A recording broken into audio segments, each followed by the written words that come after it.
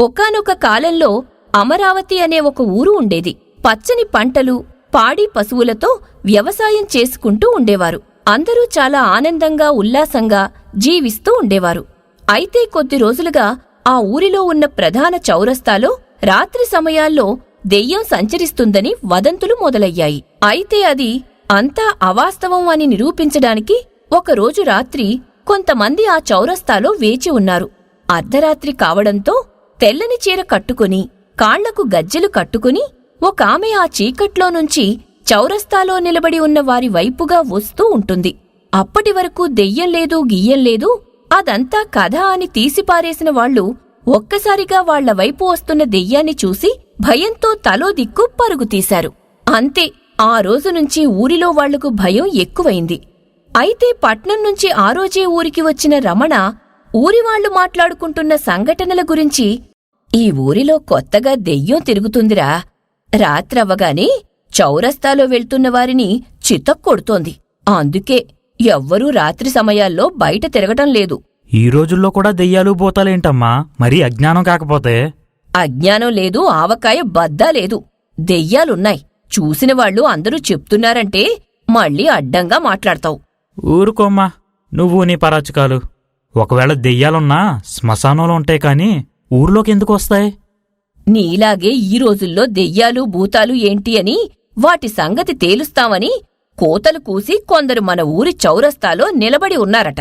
అప్పుడా దెయ్యం వచ్చిందట. దాంతో ఒక్కొక్కరు ఒక్కోవైపు పరుగులెట్టారట. సరేలే, వాళ్ళేం చేశారో ఏమిటో. ఈ దెయ్యం సంగతేంటో ఈరోజు నేను తేలుస్తా. నీకేవైనా పిచ్చారా? ఇంత చెబుతూ ఉంటే మళ్ళీ నేను తేలుస్తానంటావ్. నోరు మూసుకొని ఇంట్లో ఉండు. నువ్వూరుకో అమ్మా. నాలాంటి కాస్తో కోస్తో జ్ఞానమున్నవాళ్లు, ధైర్యవంతులు కూడా ఇలాంటివి నమ్మి భయపడడం మూర్ఖత్వం అవుతుంది. ఈరోజు రాత్రే ఆ దెయ్యం సంగతి తేలుస్తా. అరే, ఎవరైనా ఒక సమస్య ఉంది అంటే దానికి దూరంగా ఉండాలి అనుకుంటారు.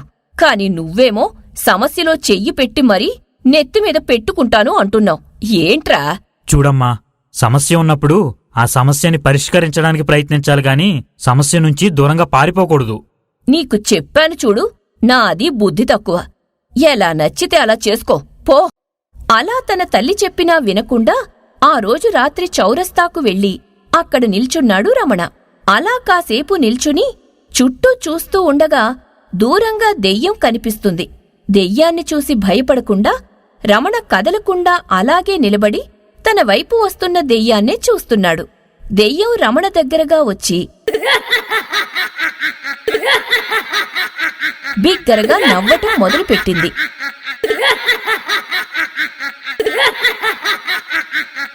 అయినా రమణ భయపడకుండా, ఎవరు నువ్వు?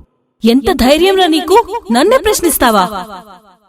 అని కోపంగా అంటూ ఉండగా వెనుకవైపు నుంచి ఎవరో రమణ తలమీద కొడతారు. అంతే, రమణ కింద పడతాడు. మరుసటి రోజు కళ్ళు తెరిచేసరికి ఊరి చివర ఉన్న చెట్టుకు రమణ తలకిందులుగా వేలాడుతూ ఉంటాడు. కింద ఊరి జనం, రమణ వాళ్ల తల్లి ఉంటారు. వద్దు వద్దు అని చెబుతున్నా వినకుండా దెయ్యం సంగతి తేలుస్తా అని వెళ్లాడు. చివరికి ఇలా అయ్యాడు. అయ్యో! కాసేపటికి ఊరివాళ్లు రమణాని కిందకు దించి కూర్చోబెడతారు. అందరూ చుట్టూ చేరి రమణాని నానా రకాల మాటలు అంటూ ఉంటారు. ఇంతలో అక్కడ ఒక చిన్న గంట శబ్దం వినిపిస్తుంది. అప్పుడేదో గుర్తొచ్చినట్టు రమణ వెంటనే ఆ శబ్దం వచ్చిన వైపు చూస్తాడు. అక్కడ తన చిన్ననాటి స్నేహితుడు సాంబడు తన వైపు వస్తూ ఉంటాడు. వెంటనే రమణ లేచి సాంబడు దగ్గరికి వెళ్లి, రాత్రి ఎందుకు నన్ను తలమీద కొట్టావు? నేను నిన్ను కొట్టడమేంటి రమణా? ఏం మాట్లాడుతున్నావు? నిజం చెప్పు, నన్ను వెనకనుంచి కొట్టింది నువ్వే. దెయ్యం దెబ్బకి రాత్రంతా తలకిందులుగా చెట్టుకు వేలాడడం వల్ల నీ మెదడు ముద్దుబారిపోయినట్టుంది రమణా. అందుకే తలా తోక లేకుండా మాట్లాడుతున్నావు. నేనేమీ తలా తోక లేకుండా మాట్లాడట్లేదు. నేను నీ చేతికి ఉన్న తాయెత్తు శబ్దం విన్నాను. చుట్టూ ఉన్న అందరూ ఆశ్చర్యంగా చూస్తూ ఉంటారు. తాయెత్తు శబ్దమేంట్రా? అసలు నువ్వేం మాట్లాడుతున్నావు? అబద్ధం చెప్పకు. నా తలమీద దెబ్బ తగిలినప్పుడు నేను ఇదే గంట శబ్దం విన్నాను. అది నీ చేతి తాయెత్తులో ఉన్న చిన్న గంట నుంచి వచ్చిన శబ్దమే. అయితే ఆ శబ్దం నా తాయెత్తులో నుంచే వచ్చిందని ఏంటి ఆధారం? లేదు, నాకీ తాయెత్తు శబ్దం బాగా తెలుసు. అది నీకొకప్పుడు పట్నం నుంచి వచ్చినప్పుడు తెచ్చిచ్చాను. అయితే ఇలాంటి తాయెత్తులు ఇంకెవరి దగ్గర ఉండవా ఏంటి? లేదు, ఈ ఊరు మొత్తం వెతికినా ఇలాంటి తాయెత్తు ఇంకొకటి ఎవరి దగ్గరా కనపడదు. చెప్పు, నిజం చెప్పు, ఎందుకు నా తలమీద కొట్టావు?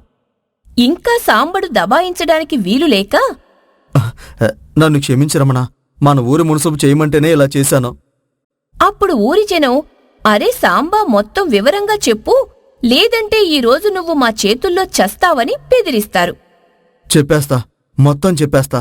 కొద్ది రోజుల క్రితం మన ఊర్లో ఏదో కర్మాగారం పెట్టాలని, దానికోసం మన ఊరు పొలాలన్నీ కావాలని ఒక పెద్ద వ్యాపారి పట్నం నుంచొచ్చాడు. దాంతో మున్సబు గారు నా చేత మా ఆవిడ చేత ఈ దెయ్యం నాటకం ఆడించి జనాలందర్నీ ఊరొదిలి వెళ్ళిపోయేలా చేయమని చెప్పాడు. దానికి దీనికి సంబంధం ఏంట్రా? ఊర్లో అందర్నీ దెయ్యముందని భయపెడితే కొన్నాళ్ళకి ఊరి జనమంతా ఊరొదిలి వెళ్ళిపోతారు. అప్పుడు చవగ్గా ఈ పొలాలన్నీ కొట్టేసి పట్నం వ్యాపారికి అమ్మేయాలని మన మున్సబు గారి ఆలోచన. అందుకే మా ఆవిడ్ని దెయ్యంలా నటించి భయపెట్టమన్నాను. ఒకవేళ ఎవరైనా భయపడకపోతే నేనిలా వెనక నుంచొచ్చి కొట్టి వాళ్ళని భయపెట్టాలని చెప్పారు. అతను చెప్పింది మేం చేశాం, మమ్మల్ని క్షమించండి. అలా సాంబడు మరియు తన భార్య కూడా అందరినీ క్షమించమని అడుగుతారు. దాంతో అందరికీ విషయం అర్థమై అందరూ కలిసి మునసబు ఇంటికి వెళ్లి అతన్ని చితక్కొడతారు. ఊరి సమస్యను తీర్చినందుకు అందరూ రమణాని మెచ్చుకుంటారు.